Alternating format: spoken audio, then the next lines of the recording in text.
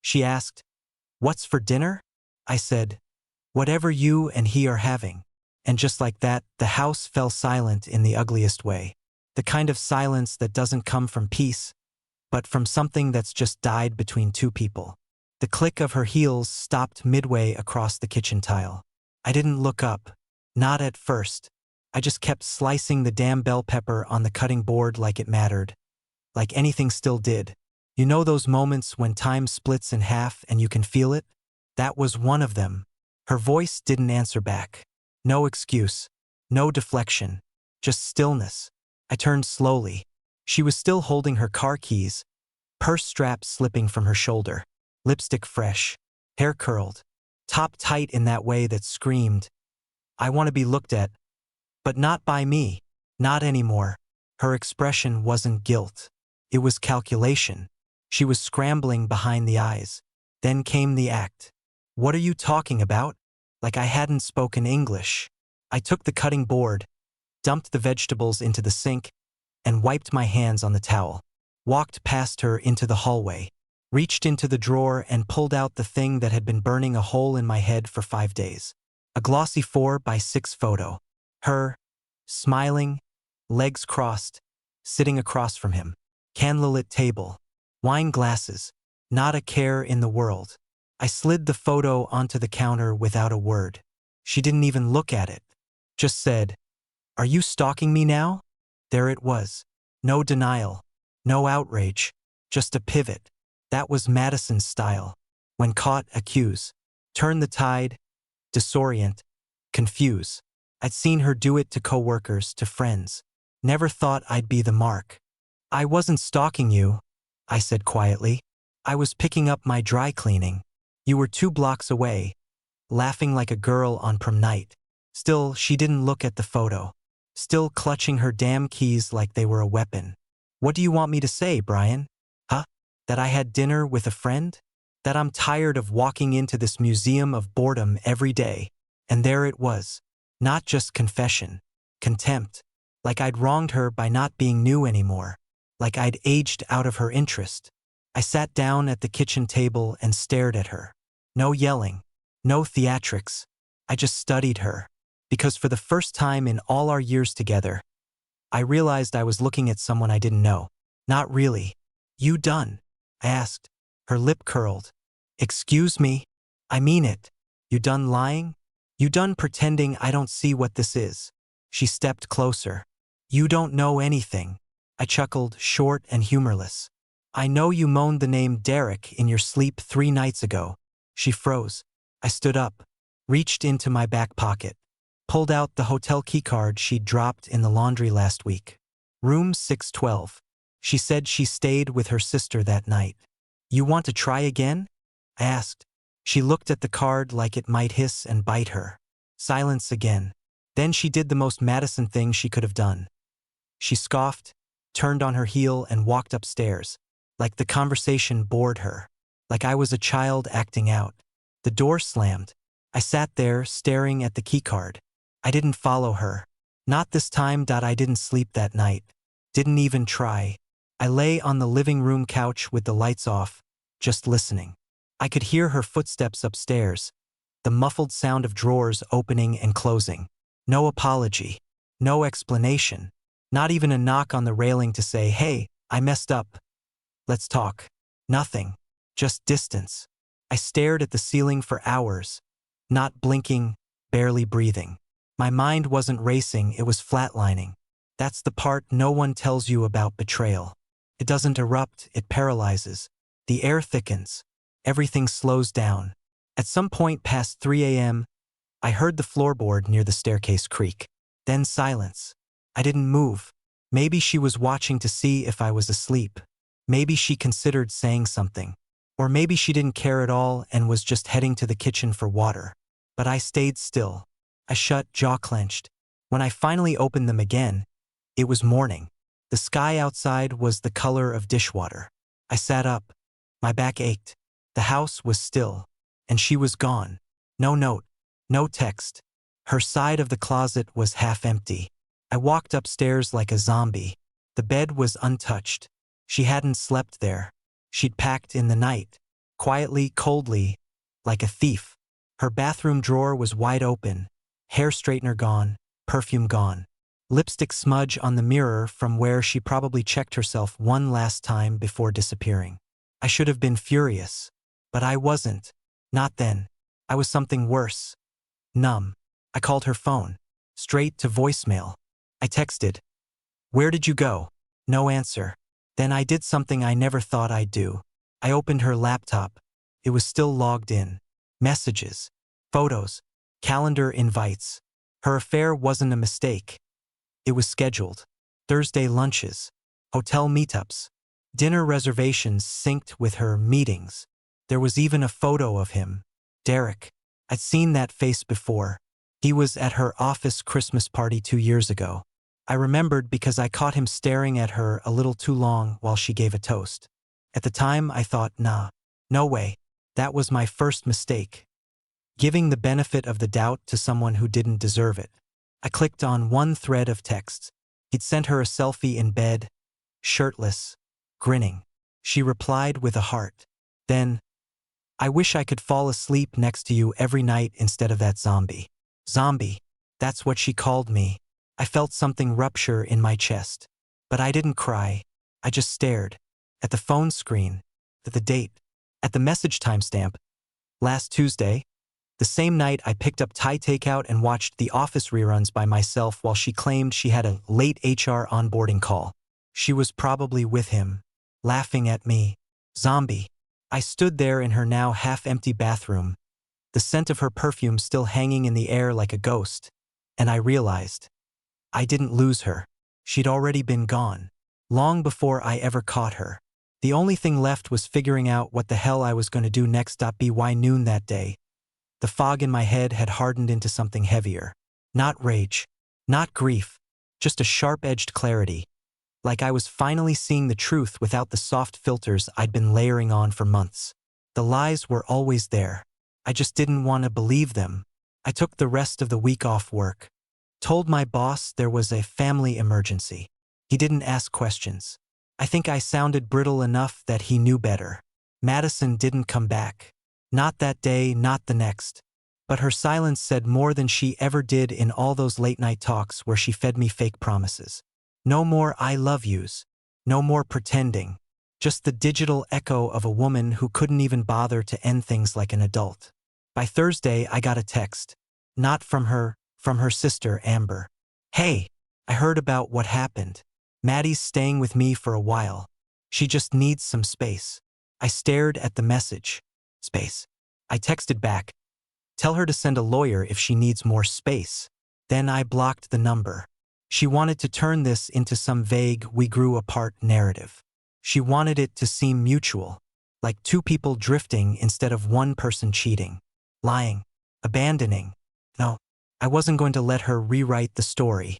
The next morning, I started collecting printouts, emails, hotel bookings under her rewards account, messages.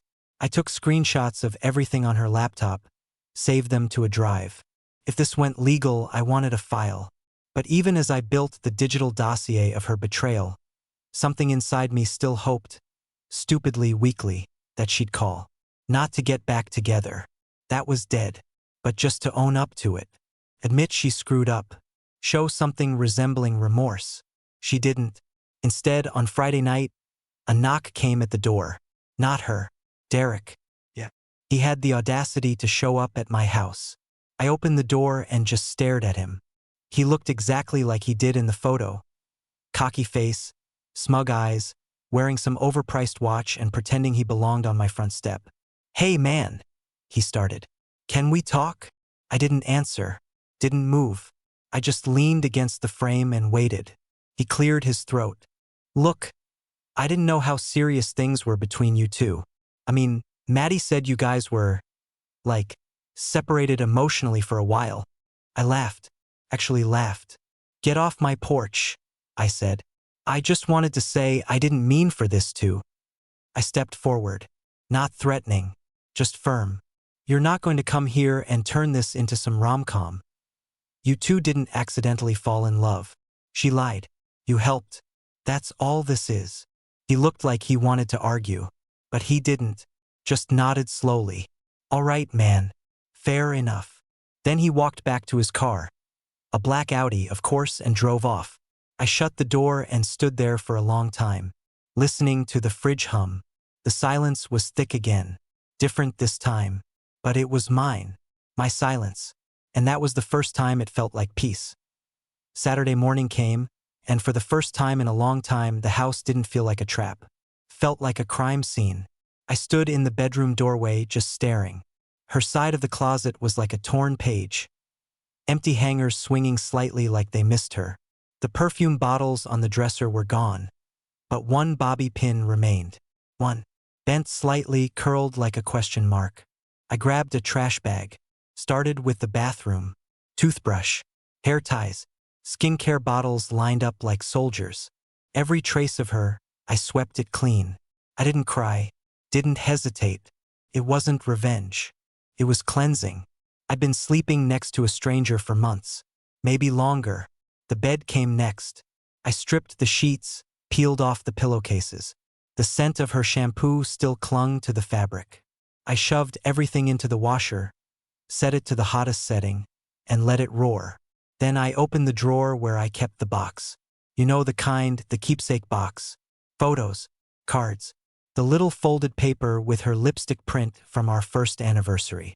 I sat on the floor with it in my lap. One by one, I pulled out memories. The picture of us in Myrtle Beach, sunburned and stupidly in love. The postcard she sent me before we moved in together. A crumpled movie ticket from a night that ended in a thunderstorm kiss. They weren't just objects. They were evidence of a life we built, a life she demolished without warning. I wanted to burn it all, but instead, I packed the box shut, taped it, and wrote her name on the top. I didn't want it here, but I wasn't going to destroy it. Let her deal with the weight of what she threw away. Around 2 p.m., my phone buzzed. Blocked number. I let it go to voicemail. A minute later, the message came through. It was her. Hey, I didn't want to text. I know you're probably angry. I needed to talk. I don't know where to start. Maybe I'll try again later. That was it. That weak, trembling whisper of a call. After everything, that was her attempt at accountability? No apology. No explanation. Just a maybe. I deleted it without saving it. I wanted her words gone as fast as they came. That night, I did something small but meaningful. I bought new sheets. Deep navy blue. Something I never would have picked before. We always did white or gray, because they're easier to match, as she said. I didn't want a match anymore. I wanted something entirely mine. And when I laid down in that clean bed, the silence wrapped around me differently. This wasn't numbness. It was recovery. Quiet, slow, but real. Sunday morning arrived like a bruise, slow to appear, but painful once you noticed it. The house felt hollow, but I was beginning to like it that way. Clean, still, uncomplicated. I poured myself coffee in a mug she'd bought during our trip to Asheville. Good vibes only written in gold letters. I stared at it for a second, then dropped it in the trash without hesitation. The sound it made cracking at the bottom of the bin was louder than it should have been. Final. I checked my phone. No new messages. No missed calls. Not from her. But Amber texted again. Maddie's thinking about coming by to get her stuff. I told her she should call first. I didn't respond. I wasn't about to schedule a reunion tour for her betrayal. If she wanted her things, she could coordinate with a moving company. Pack it. I'd label it. I'd even set it on the porch if she needed. But she wasn't coming in this house again. Not unless it was with a lawyer or a locksmith. Around noon, I took out her keepsake box, the one I'd sealed and written her name on. I drove it to her sister's house and left it on the porch. I didn't knock, just dropped it and walked back to the car. The sky was gray and flat, the kind of weather that fit. I was pulling out of the neighborhood when I saw her, standing by the front door, barefoot, hoodie over her head. She must have heard the engine. She looked at the box, then at me. She didn't wave. I didn't stop. The drive back home was quiet. I kept one hand on the wheel and the other clenched in my lap. That was the first time I'd seen her since the confrontation. And it was surreal. Not painful. Not even bitter. Just distant. Like she was already part of a life I barely remembered. That evening, my phone lit up again. Her number, unblocked now. I let it ring. Then it rang again. On the fourth try, I answered. Silence on the other end. I didn't say anything either. I wanted her to make the first move. Finally, she spoke. Are you really doing this? I blinked, stunned. Doing what? Throwing everything away like it meant nothing? My laugh startled even me. I didn't throw it away, Madison. You did. You just expected me to pick through the trash and pretend it was treasure. You don't understand. No, you don't. I cut in. You don't get to act like I'm the villain in a story where you cheated. Her voice dropped. You were always distant, Brian. Cold. You didn't see me anymore. Because you were too busy warming someone else's bed? I snapped. She went quiet again. I imagined her mouth half open, shocked that I wouldn't let her spin it. I just wanted to talk, she muttered. No, I said. You wanted to be forgiven without asking for it. That's not how this works. Then I ended the call. And for the first time since it all started, I felt something close to proud that I woke up Monday morning to sunlight slicing through the blinds like a scalpel. Clean, sharp, unforgiving. The air in the room was still cold. Too cold for July, but I didn't reach for a blanket. I just laid there, staring at the ceiling fan as it spun slowly, like the world hadn't changed. But it had. The quiet was no longer just emptiness. It was mine. I didn't have to listen for footsteps anymore. No need to wonder when she'd come home, or if she'd pretend to fall asleep before I could ask her where she'd been. That part of my life, those lonely games, was over. I spent the morning packing her things. It wasn't an act of rage. No yelling, no smashing. Just calm, methodical sorting. Drawer by drawer. I folded everything with the kind of precision you give to strangers' belongings. Because that's what she was now. A stranger with my last name. Her makeup bag. Her favorite pair of joggers. The hoodie she always stole from me but claimed was hers. Into the boxes they went. Every so often, I'd find something that pulled at the edge of my ribs. A necklace I bought her for our 5th anniversary. A pair of socks with little strawberries on them. Ridiculous, but she loved them. A half-burned candle that still smelled like vanilla and nights when things were good. I didn't let myself linger. I packed them anyway. By late afternoon, the guest room was filled with sealed boxes, each one labeled in neat handwriting. Then came the wedding album. That stopped me. It was tucked behind a row of dusty photo books. Almost like I didn't want to see it but couldn't bring myself to throw it out either. I opened it. Page 1. Her in that white dress, smiling at me like I was the only man on the planet. Page 2. Our first kiss as husband and wife. Page 3. Laughing, champagne glasses raised, hands entwined like we meant forever. I didn't cry. I didn't scream. I just stared. Then I closed the album and set it gently on top of the last box. She could decide what to do with it. I didn't need those pictures anymore. Around 6, she texted again. Can we meet? Just talk? I don't want to end it like this. I stared at the screen for a long time. Then I typed, there's nothing left to talk about. Your things will be ready for pickup by Friday. I won't be here. Have someone else grab them.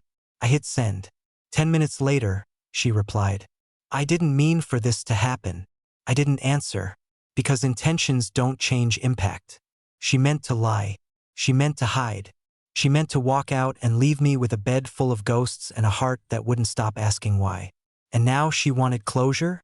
No. She got choices. I got consequences. Let that be enough. Friday came. The boxes were stacked by the front door like little tombstones to a life that never really existed the way I thought it did. I sat on the couch, sipping coffee, waiting. Not for her, but for the sound of someone else's car pulling up the drive. She didn't come. Of course she didn't. A moving service arrived around 11:45. Some quiet guy in a gray shirt knocked once, nodded, and started loading everything without asking questions. I signed the clipboard, handed him the key she hadn't bothered to return, and that was it. Her final exit from my life happened while I watched Jeopardy! Reruns on mute. As the last box disappeared into the truck, I felt not relieved, not sad, clean, like an infection had finally drained. I thought that would be the end of it. But at 3:17 p.m., she texted again. I just got everything. Thanks for packing it. I'm sorry I couldn't come in person. I didn't want to make it worse.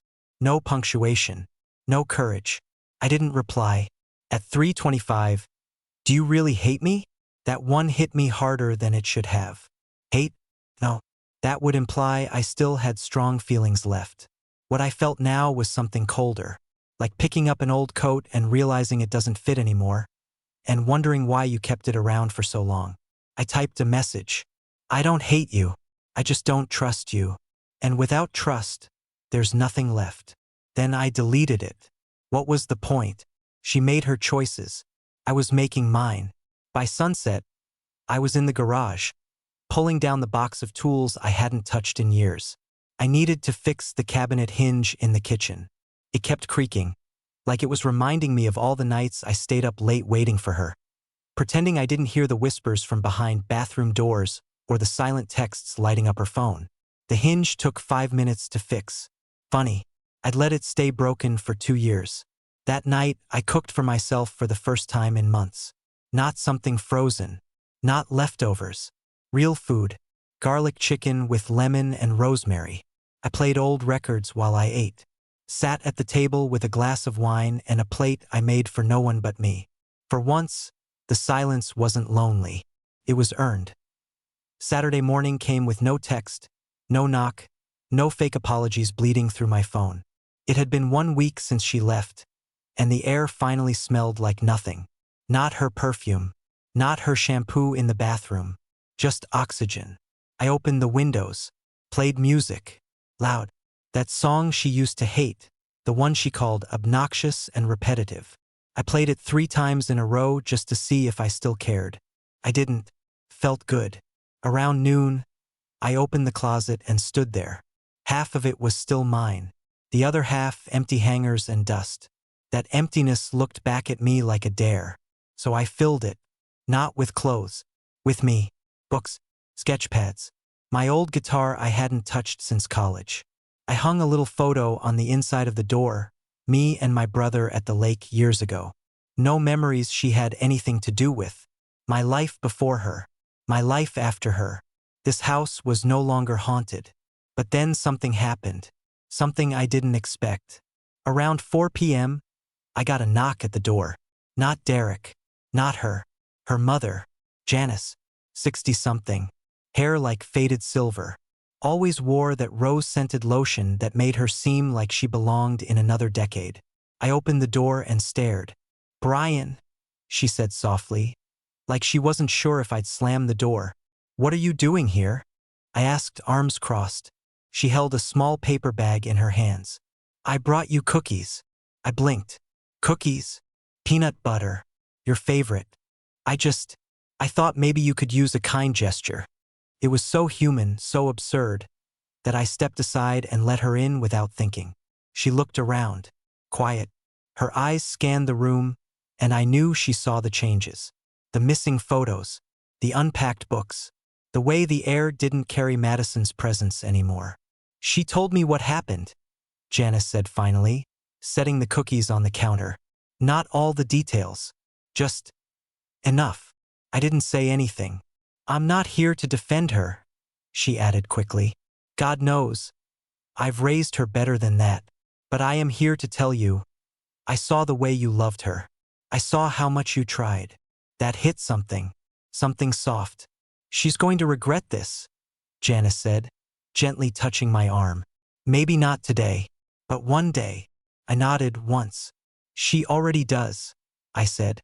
"She just doesn't know how to say it." Janice gave me a sad smile. "If you ever want to talk, not about her, just about life, I'm still here." I walked her to the door, watched her disappear down the sidewalk. Then I ate the cookies. They were perfect.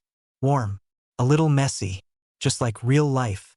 And for the first time since it all blew up, I thought, maybe I was going to be okay. The following week moved like molasses, slow but full.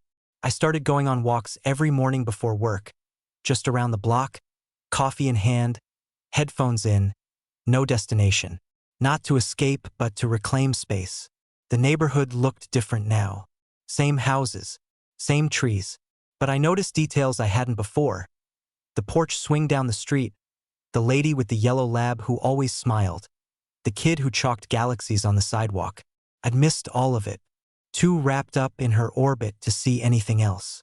By Wednesday, my lawyer called. Calm, efficient, clinical. Uncontested divorce will be the fastest, she said. Given what you've told me, we'll file, divide the assets cleanly, and that'll be it. Clean. That word again. Do you want to include any of the evidence? She asked gently. I paused. I thought about the hotel receipts, the texts, the pictures, the audio clip I had saved, her whispering his name in her sleep like it was holy. And I said, no, I just want her gone. I hung up. Then I deleted every folder, every screenshot, every poisoned memory stored digitally in my laptop. Keeping receipts doesn't keep you warm. That night, I got a call from a friend I hadn't heard from in months. Jared, old college buddy, married now, 2 kids, lives upstate. I heard, he said, straight to the point. You all right? I didn't fake it. I'm not broken, just tired. He laughed. You'll heal, then you'll thrive. That's the rule. Is it? Yeah, you'll see. We talked until midnight. About music, about hiking, about dumb old stories and shared exes and the time I almost burned down a dorm trying to make grilled cheese with a clothes iron. When I hung up, I realized I'd spent 2 hours without thinking about her once. Progress. Real, tangible progress. But life doesn't move in straight lines. And just when you think you've found some peace, the past knocks again. Thursday morning, 10:12 a.m. An email. From her. Subject line, if you'll read this. I stared at it for 10 minutes before opening it. And then I read every word. I know you don't owe me anything. I know you probably never want to hear from me again. But I've been going to therapy. Not because I want you back. Because I finally realized how much I ruined. I lied to myself for so long that I started to believe the lies. I don't expect forgiveness. But I need you to know. You didn't deserve any of this. You were good. You were steady. I was the storm. And I'm sorry. No excuses. No blame. Just regret. But it didn't matter anymore. I closed the laptop, got up, poured myself a drink. And I didn't cry. Not this time. Saturday arrived with a strange calmness. I didn't check my phone. Didn't look for a reply. I knew she wouldn't write again. That email had been her curtain call. Too late, too soft, and too far removed from the version of herself that once stood in our kitchen asking, "What's for dinner?" while smelling like a man who wasn't me. Instead, I spent the morning repainting the office. The walls used to be that off-white shade she picked because it made the room look bigger. Now they're a dark forest green. Rich, grounded, not trendy, not sterile. Felt like something solid, something mine. I opened the windows to let the paint dry and watched the breeze ripple through the trees outside. It reminded me of something a therapist once said in a podcast I half listened to. The opposite of betrayal isn't revenge, it's self-return. That phrase hit differently now. I took a break around noon, walked to the corner bakery, and bought myself a fresh cinnamon roll. I used to bring one back for her, too. She always took the first bite before I could even open the box. Today, I ate it slowly, alone at a little metal table outside. And for the first time, it didn't taste like memory. It just tasted like cinnamon and sugar. Simple. Good. That night, I ran into someone. At the grocery store, of all places. I was in the frozen aisle grabbing a pizza when I heard a voice behind me. Brian. I turned. It was Emily. From work. We talked a few times in the break room. Nothing flirty. Nothing serious. Just casual kindness. The kind of person who remembers your coffee order but doesn't pry. She smiled. Didn't know you lived around here. Just a few blocks over, I said. We stood there a moment. Then she glanced at the pizza in my hand. Solid choice. If you add sriracha, it's actually kind of amazing. I laughed. I'll take that under advisement. Then, before I could talk myself out of it, I asked, "You want to get coffee sometime?" She blinked, then smiled again. "Yeah, I'd like that." It wasn't a date. Not really. Just a beginning. Later that night, as I lay in bed under those new navy blue sheets, I didn't think about Madison. I didn't replay her voice or the messages or the scent of betrayal. I thought about green paint, cinnamon rolls, sriracha on pizza, and something softer, quieter, starting to form where all the damage had once lived. A pulse, a flicker, maybe not hope, but something close. Sunday came like a whispered apology from the universe. Gentle skies, slow wind. I didn't have plans, and for once that felt like freedom instead of absence. I brewed coffee and sat on the porch, legs up on the railing, barefoot, no phone in hand, just the sound of birds, distant dogs barking, and the hum of a neighborhood going about its life without me needing to perform in it. At some point, I realized I hadn't thought about her all morning. Not once. Startled me. And then it didn't. Because healing doesn't announce itself. It just starts showing up quietly, slipping in between your ribs during the moments you used to fill with pain. I sat there for an hour just breathing, drinking coffee that was finally hot the whole way through, because no one was distracting me with a crisis of their own making. Around noon, Emily texted, just a photo of her coffee cup. "Sriracha on pizza tonight. Don't let me down." I laughed out loud. I replied, "Only if you promise not to judge how much cheese I add. No weight to it. No pressure. Just two people in orbit. Not crashing. Not pretending. Just existing in the same air." That afternoon, I went back inside and opened the last drawer I hadn't touched since she left. The one with the letters, birthday cards, anniversary notes, scribbled "I love yous" on sticky notes from years when we still meant them. I read one, just one. Her handwriting in blue ink, curving like she always liked to loop her L's. "I don't know how I got so lucky. I still can't believe you picked me." I folded it back slowly, stared at it. Then I walked outside, tossed it into the fire pit, and watched it curl and vanish into smoke.